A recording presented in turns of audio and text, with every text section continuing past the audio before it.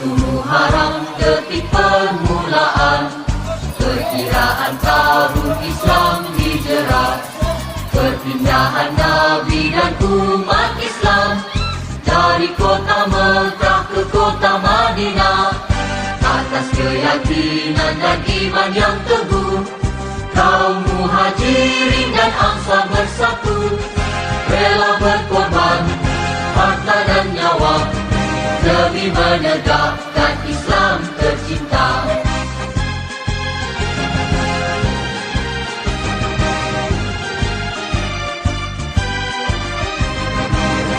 Hijrah itu pengorbanan, hijrah itu perjuangan, hijrah itu persaudaraan, hijrah membentuk perpaduan. Hijrah itu pengorbanan, hijrah itu perjuangan, hijrah itu persaudaraan, hijrah membentuk kepaduan. Oleh itu, mari semua kita sambut Ma'al Hijrah.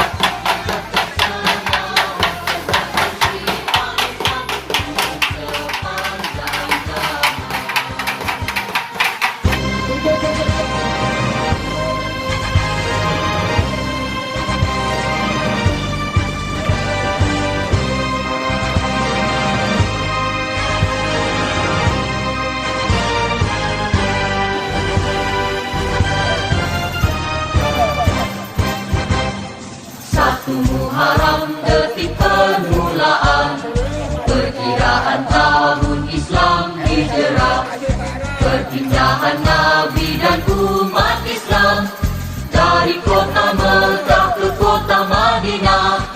Atas keyakinan dan iman yang teguh, kaum muhajirin dan ansar bersatu, rela berkorban harta dan nyawa demi menegakkan Islam tercinta.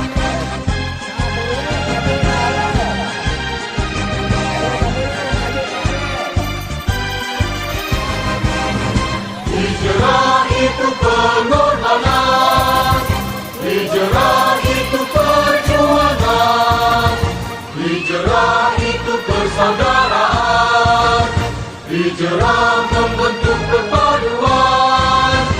Hijrah itu pengorbanan, hijrah itu perjuangan, hijrah itu persaudaraan, hijrah membentuk perpaduan. Oleh itu, mari semua kita sambut Ma'al Hijrah, tingkatkan semangat tegakkan syiar Islam sepanjang zaman, sepanjang zaman.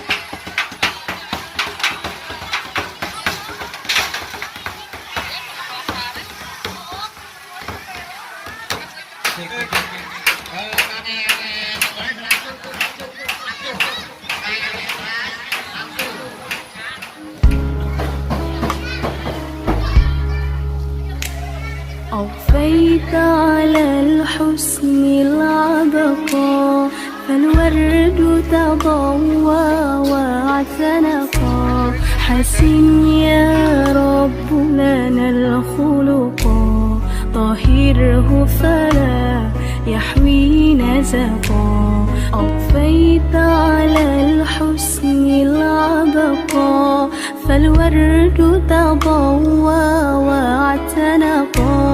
حسن يا رب لنا الخلقا، طهره فلا يحوي نزقا.